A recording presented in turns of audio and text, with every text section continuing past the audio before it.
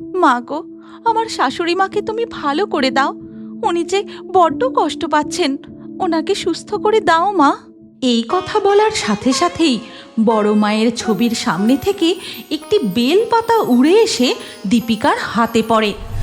বৌমা, ও বৌমা, বলি চা কি হলো?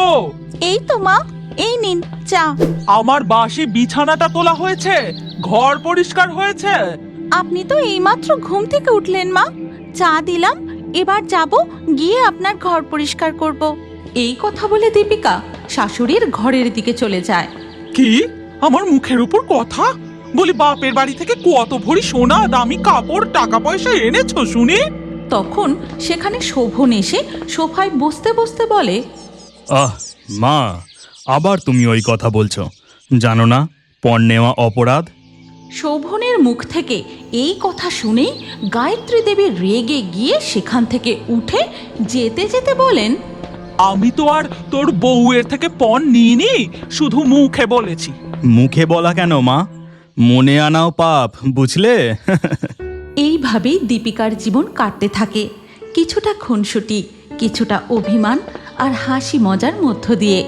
কিন্তু একদিন সন্ধেবেলা ওঠে তুমুল ঝড়, শুরু হয় মুষলধারে বৃষ্টি, আর ঘন ঘন বাজ পড়তে থাকে।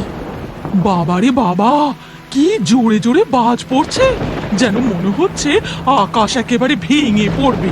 ওহ, যা জোরে ঝড় বইছে, মনে হচ্ছে বাড়ি ঘর তো উড়িয়ে নিয়ে চলে যাবে। গরুগুলো খুব ভয় পেয়ে গেছে রে, কি মুশকিলেই পড়া গেল।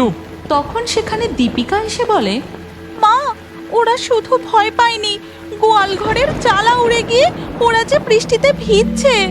সে কি গো, চলো চলো, ওদেরকে আজকে রাতের জন্য ঘরে নিয়ে চলে আসি।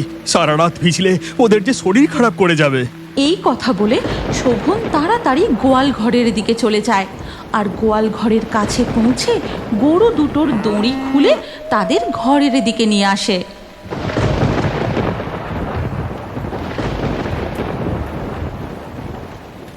এই দেখে গায়ত্রী দেবী বলেন, ওরে শোভন, তাড়াতাড়ি ঘরে ঢুকে আয় বাবা, আজ পর্যন্ত ঝড়ে আমার গোয়াল ঘরের চালা উড়ে যায়নি। তুমি এই বাড়িতে পা দিয়েছো কি না জানি, এই ঝড়ে আর কি কি ক্ষতি হবে। এই কথা শুনে দীপিকা তাড়াতাড়ি ঠাকুর ঘরের দিকে যায়। রক্ষা করো বড় মা, রক্ষা করো, এই ঝড় বৃষ্টি তুমি থামিয়ে দাও মা। আমাদের বাড়ির গোয়াল ঘরের চালা উড়ে গেছে, এমন কত মানুষের না জানি কত ক্ষতি হচ্ছে। রক্ষা করো বড় মা, ঝড় বৃষ্টি থামিয়ে দাও মা।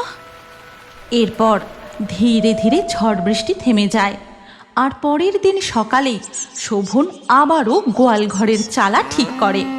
এরপর কেটে যায় বেশ কিছু মাস। শোভন সকাল হতেই কারখানার কাজে বেরিয়ে পড়ে, দীপিকা সারা দিন ঘরের কাজ করে, আর গায়ত্রী দেবী, বৌমা, আমার পাটা একটু মালিশ করে দিয়ে যাও তো। আমার এখনো সকাল থেকে স্নান খাওয়া কিছুই হয়নি মা, ঘরের কাজ করতে করতে এখন 3টে বেজে গেছে। আপনি একটু বিশ্রাম করুন, আমি চান খাওয়া সেরেই আসছি।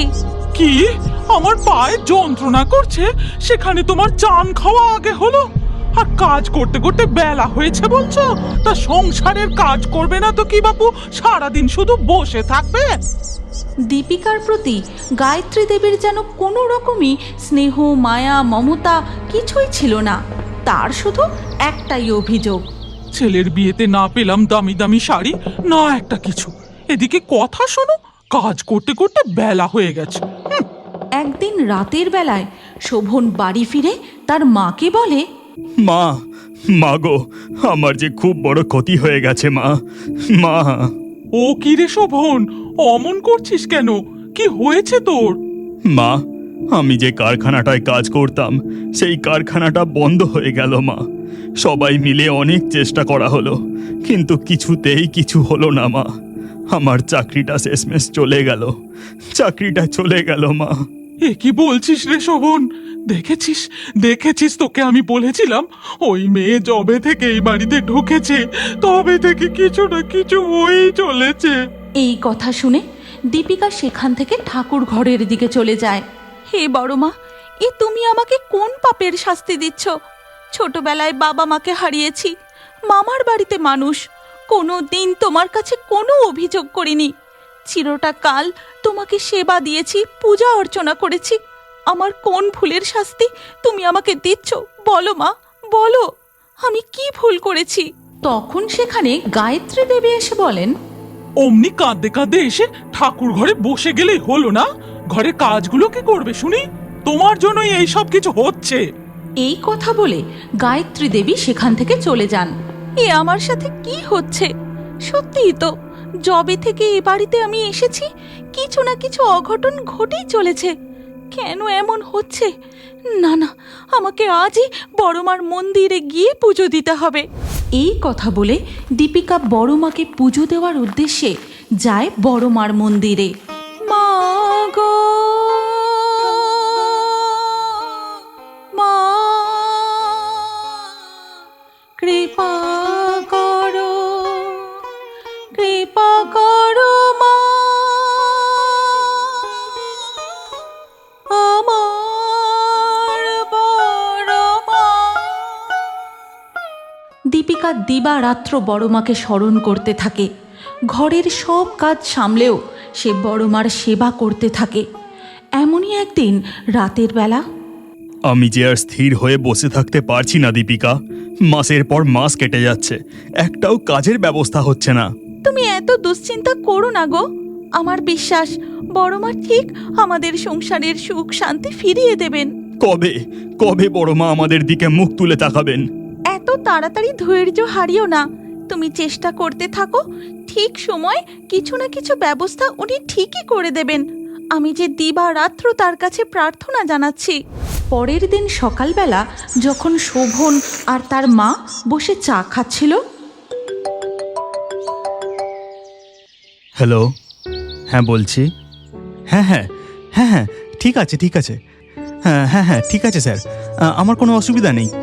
হ্যাঁ হ্যাঁ হ্যাঁ হ্যাঁ ঠিক আছে, হ্যাঁ নমস্কার, রাখছি। কি রে শোভন, তখন থেকে হ্যাঁ হ্যাঁ ঠিক আছে ঠিক আছে, হ্যাঁ হ্যাঁ ঠিক আছে করেই চলেছিস। তা কে ফোন করেছে? মা, মা আমার চাকরি হয়ে গেছে মা।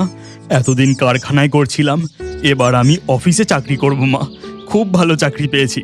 এতদিন যে ইন্টারভিউগুলো দিচ্ছিলাম তারই একটা কোম্পানিতে আমার চাকরি হয়ে গেছে। কালকে থেকেই আমি জয়েনিং করব। বড়মার অসীম কৃপা। মা, আমি কালই তোমার মন্দিরে গিয়ে পুজো দিয়ে আসবো। দেখলে, তোমার এই চাকরিটা না গেলে তো তুমি নতুন করে কিছু খুঁজতেই না। এবার বুঝতে পারলে তো, যখন কিছু খারাপ হয় তখন আরো ভালো কিছু হওয়ার থাকে। এসবই তোমার ভক্তি আর বিশ্বাসের ফল দীপিকা, সবই বড় মার কৃপা। থাক থাক, তুই আর বৌমাকে অত মাথায় তুলিসনি। তোর যোগ্যতা ছিল তাই চাকরি পেয়েছিস, এতে ওর কি আছে? আর এই যে বৌমা, যাও রান্নাঘরে যাও। ওদিকে গরুগুলো ডাকাডাকি করছে, শুনতে পাচ্ছ না? ওদেরকে খেতে দিকে যাও। আমি ঘরে যাচ্ছি শুতে। এই কথা বলে গায়ত্রী দেবী সেখান থেকে চলে যান। আর হঠাৎ ওরে বাবা রে, আমার কোমর গেল রে, আমার কোমর গেল। কি হলো, কি হলো? মা, মা তুমি পড়ে গেলে কি করে? আর পড়ে গেলাম কি করে? ওই যে বাড়িতে রয়েছে, এ তো হবারই বাবা। ওহ, তোমাকে নিয়ে আর পারি না মা, সেই এক কথা। এসো, আমার হাতটা ধরে ওঠো। তারপর থেকে গায়ত্রী দেবী আর বিছানা ছেড়ে উঠতে পারেন না। তার সেবা যত্ন সবই দীপিকা করে, কিন্তু তাতেও তার মন ভরে না। তিনি বিছানায় শুয়ে শুয়েই দীপিকাকে নানান কথা শোনাতে থাকেন। ওদিকে দীপিকা, বড় মা, তোমার অশেষ কৃপা। আমি জানি তুমি সব সময় আমার সাথে আছো, আমাকে রক্ষা করে চলেছ। মা গো, আমার শাশুড়ি মাকে তুমি ভালো করে দাও। উনি যে বড্ড কষ্ট পাচ্ছেন, ওনাকে সুস্থ করে দাও মা। এই কথা বলার সাথে সাথেই বড় মায়ের ছবির সামনে থেকে একটি বেলপাতা উড়ে এসে দীপিকার হাতে পড়ে। আর তাই দেখে দীপিকা হাসি মুখে সেই বেলপাতা ও ঘটের উপর থেকে একটা জবা ফুল তুলে নিয়ে শাশুড়ি মায়ের ঘরের দিকে যায়। মা, আজ বড় মা আমার প্রার্থনা শুনেছেন। আমি ওনার আশীর্বাদী বেলপাতা আর জবা ফুল এনেছি মা। এটা আপনার মাথায় ঠেকিয়ে দিই, আপনি নিশ্চয়ই সুস্থ হয়ে যাবেন। না না, কখনোই না। তোমার ওসব ফুল বেলপাতায় আমি বিশ্বাস করি না। যেখানে ডাক্তার বলে দিয়েছেন আমি আর কোনোদিনই হাঁটা চলা করতে পারবো না, সেখানে উনি এসেছেন একটা বেলপাতা নিয়ে। তুমি যাও তো এখান থেকে। দীপিকা আর কোনো কথা না বলে ফুল আর বেলপাতাটি শাশুড়ির বিছানার এক ধারে রেখে দেয়। এর পরের দিন সকালবেলা শাশুড়ি ঘুম থেকে উঠতেই কেমন কেমন যেন আমার কোমরের ব্যথাটা কম কম মনে হচ্ছে। ওমা, কম কোথায়? আমার কোমরে তো কোনো ব্যথাই নেই। শোভন, ও শোভন, শোভন রে! আমায় ডাকছিলে মা? তোমার কি কিছু লাগবে? দীপিকাকে ডাকবো? আমার হাতটা একটু ধর তো বাবা, দেখি খাট থেকে নেমে হাঁটতে পারি কিনা। এই কথা বলেই সে শোভনের হাতটা ধরে খাট থেকে নামে। তারপর ধীরে ধীরে হাঁটতে শুরু করে। মা, এ কি করে সম্ভব হলো? তুমি তো পুরোপুরি ভালো হয়ে গেছো গো মা, তুমি পুরোপুরি সুস্থ। হ্যাঁ রে বাবা, কালকে দীপিকা আমার জন্য ওর পুজো করা বেলপাতা আর জবা ফুল এনেছিল, কিন্তু আমি ওকে অবিশ্বাস করায় ও আমার মাথার বালিশের পাশে ফুল আর বেলপাতাটা রেখে দিয়ে গেছিল। আর আজ দেখ কি চমৎকার ঘটনা ঘটেছে। এসবই বড় মার কৃপা। জয় জয় বড় মার জয়। হ্যাঁ বাবা, বড় মার কৃপা তো বটেই, তার সাথে আমি যে ঘরের বৌমাকে সব সময় অলক্ষী বলে এসেছি, সে যে আমার ঘরের সব থেকে বড় লক্ষ্মী। ওই যে আমার ঘরের লক্ষ্মী। এসো মা, আমার কাছে এসো। এরপর গায়ত্রী দেবী তার ছেলে ও বৌমাকে সঙ্গে নিয়ে বড়মার মন্দিরে পুজো দিতে যান এবং তারপর থেকে শাশুড়ি, বৌমা ও ছেলে মিলে সুখে শান্তিতে সংসার করতে থাকে। তুমি কি এখনো বড় হয়ে কার্টুন দেখতে ভালোবাসো? তাহলে তোমার নাম কমেন্টে জানাও। আর আগের ভিডিও থেকে লাকি ড্রয়ে নির্বাচিত নামগুলি হলো অনন্যা, ঐশী, স্মৃতি, কুসুম, আয়শা, তানিশা, ধ্রুব, দীপিকা, অজন্তা, সুদর্ণা, অর্থ, দিয়া, ছোঁয়া, হালিমা, নাজমুল। যে সকল দর্শক আমাদের চ্যানেল সাবস্ক্রাইব করে তারপরে কমেন্টে নাম লিখেছেন, আমাদের পরবর্তী ভিডিওতে তাদের নাম বাছাই করা হবে। তাই ফেয়ারি টোনস ইউটিউব চ্যানেল অবশ্যই সাবস্ক্রাইব করবেন এবং স্ক্রিনের উপরে আসা আমাদের পরবর্তী গল্পটিও দেখুন। তাতেও আপনার নাম থাকতে পারে, না থাকলে আবারও আপনার নাম পরবর্তী ভিডিওতে লিখে দিন। কি ভাবছেন? তাড়াতাড়ি ক্লিক করে দেখুন।